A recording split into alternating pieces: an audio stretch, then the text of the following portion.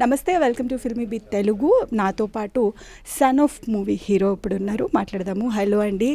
మొత్తానికి ఒక మంచి కంటెంట్తో ముందుకు వచ్చారు అండ్ చాలా కాన్ఫిడెంట్గా కనిపిస్తున్నారు. మీ కాన్ఫిడెంట్ ఏంటి అంటే ఏం చెప్తారు? అంటే చిన్నప్పటి నుంచి మనం ఎంతో కష్టపడి ఎదిగితే కనుక కాన్ఫిడెన్స్ బిల్డ్ అవుతుందండి. Failures are your friends, success is your enemy. So మనకి ఎక్కువ ఫెయిల్యూర్స్ ఎదురైతే దాన్ని తట్టుకొని దాటడం అనేది భయంకరంగా తెలుస్తుంది. మీకు ఆటోమేటిక్గా కాన్ఫిడెన్స్ పెరిగిపోతుంది.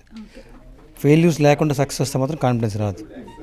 అయితే ఒక ఫ్లైట్ నడిపే దగ్గర నుంచి సినిమాని డ్రైవ్ చేయడం, అసలు అది ఎంతవరకు టఫ్ అనుకోవచ్చు? రెండిట్లో ఏది బెటర్ అంటే ఏది చెప్తారు? ఫ్లయింగ్ ఈజ్ ఎక్స్ట్రీమ్లీ డిఫికల్ట్ అండి. మీరు 3 డైమెన్షనల్ అది. మీరు లెఫ్ట్కి అయినా, రైట్కైనా, కిందకైనా, పైకైనా ఏ మూమెంట్లో కూడా మీరు కరెక్ట్ లెవెల్ ఫ్లైట్లో వెళ్తూ ఉండాలి. చాలా కష్టము. ఇప్పుడు ఆటోమేటిక్ ఆర్టిఫిషియల్ ఇంటెలిజెన్స్ వచ్చింది కదా, ఇప్పుడు చాలా ఈజీ. బట్ మాన్యువల్ ఫ్లయింగ్తోనే మీకు లైసెన్స్ ఇస్తారు, ఏం ఆటోమేషన్ లేకుండా ఎవరు. సో అది ఎక్స్ట్రీమ్లీ డిఫికల్ట్. సినిమా ఏంటంటే సినిమా తీస్తాము, అది కూడా చాలా కష్టం. కానీ ఫెయిల్ అయితే ప్రాణం పోదు కదా, డబ్బు పోతుంది, కష్టం పోతుంది, కానీ నీకు గుర్తింపు వస్తుంది, నువ్వు యాక్టర్ అని తెలుస్తుంది. నువ్వు కనీసం 20-30 లక్షల మందికి తెలుస్తావు.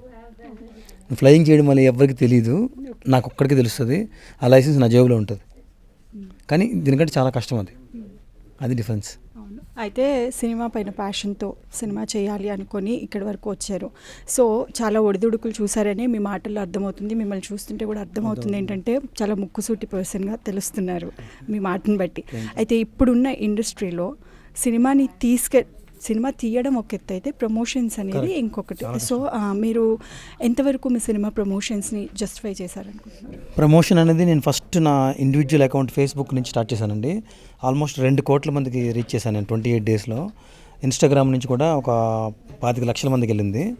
సో నాకు మా ఫ్రెండ్ మా ఊర్లో ఉన్నారు, సంతు ముంజేటి అనే ఇన్ఫ్లుయెన్సరు. ఆయన ద్వారా 70-80 మంది ఇన్ఫ్లుయెన్సర్స్తో reels content release చేయిస్తున్నాను.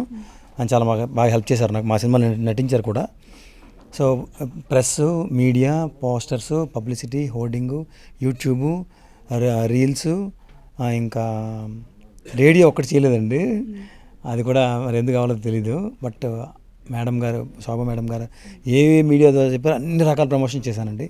Including websites, articles, print, paper, ఏది వదలలేదండి. కానీ ఎక్కువ డబ్బు పెట్టి చేస్తారు పెద్ద పెద్ద సినిమాలకి. మన బడ్జెట్ తగినట్టుగా, మన సినిమాకి తగినట్టు చేయాలి. బల నిరూపణ చేయకూడదు. ఓకే. అయితే మీ సినిమా కంటెంట్ చూస్తే అర్థమైపోతుంది, చాలా పాజిటివ్గా వెళ్తుందని కూడా తెలుస్తుంది. అయితే మీరు ఎలాగో మీ మాటలలో తెలుస్తుంది ఏంటంటే ఒక కొత్త కంటెంట్, కొత్త వ్యక్తులు, వాళ్ళ దగ్గర టాలెంట్ ఉంటే ఖచ్చితంగా మీరు ఎంకరేజ్ చేస్తారు అన్నట్టు కూడా తెలిసింది. సో ఇప్పుడు మా ఫిల్మీ బిట్ ఛానల్ ద్వారా ఎవరైనా మీ దగ్గరికి అప్రోచ్ అయ్యి మీకు స్టోరీ చెప్పాలి అని అనుకుంటే వాళ్ళని ఎంతవరకు మీరు ఎంకరేజ్ చేస్తారు? తప్పకుండా ఎంకరేజ్ చేస్తానండి. సినిమా కథ వింటే దాన్ని కనీసం 2 సంవత్సరాల పాటు జర్నీ చేయాలి. ఆ కథ నువ్వు ఎంతమంది చెప్పినా, నువ్వు చదివినా ఆ ఎక్సైట్మెంట్ పోకూడదు. నాకు ఈ సినిమా ద్వారా అది ఉంది కాబట్టి కనీసం ఇంతనే వచ్చేసాను. సో నీకు ఎమోషనల్గా కనెక్ట్ అయిన కథ ఎవరైనా తీసుకొస్తే, నేను కాకపోయినా మా ఫ్రెండ్స్ అయినా ప్రొడ్యూసర్ని కనుక్కొని అతనికి నాకు ఇప్పుడు నెట్వర్క్ని కూడా వాడి ఎంకరేజ్ చేస్తాను. ఓకే. అయితే సినిమా ఇండస్ట్రీలో చిన్నప్పటి నుంచి మనం సినిమాలు చూసి పెరుగుతుంటాం, అడ్మైర్ చేస్తాం, ఇన్స్పైర్ అవుతాం కొంతమంది హీరోస్ని, హీరోయిన్స్ని, వాళ్ళ క్యారెక్టర్స్ని చూసి. అలా చూసిన సినిమాలు ఏవైనా ఉన్నాయా? అండ్ ఉంటే ఎవరు మీ ఫేవరెట్ యాక్టర్ అంటే? నేను అందరు హీరోల సినిమాలు చూస్తానండి. నాకు ఏ సినిమా హీరోలు అయినా కథతో నేను వెళ్తా, సినిమాలు ఇన్వాల్వ్ అయ్యి చూస్తాను నేను. బట్ ఎక్కువ నన్ను నేను అంటే నాలాగా ఉండే రిలేట్ చేసుకునే వాళ్ళ పేర్లు చెప్తున్నా.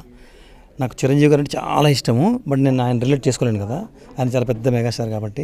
నన్ను రిలేట్ చేసుకునే వాళ్ళు ఎవరు అంటే కష్టపడి నాలాగా స్టార్టింగ్ నుంచి వచ్చిన వాళ్ళు, మన సిద్ధార్థ్ గారు, ధనుష్, నాని, రవితేజ గారు, ఇట్లాంటి వాళ్ళతో నేను రిలేట్ అవుతా.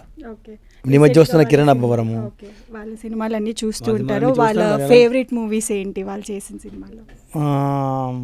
సిద్ధార్థ్ గారిది అయితే మాత్రం నువ్వు వస్తానంటే నేను వద్దంటానండి. మన ధనుష్ గారిది అయితే మాత్రం నారప్ప చాలా బాగుందండి. ఇంకా మొన్న వచ్చిన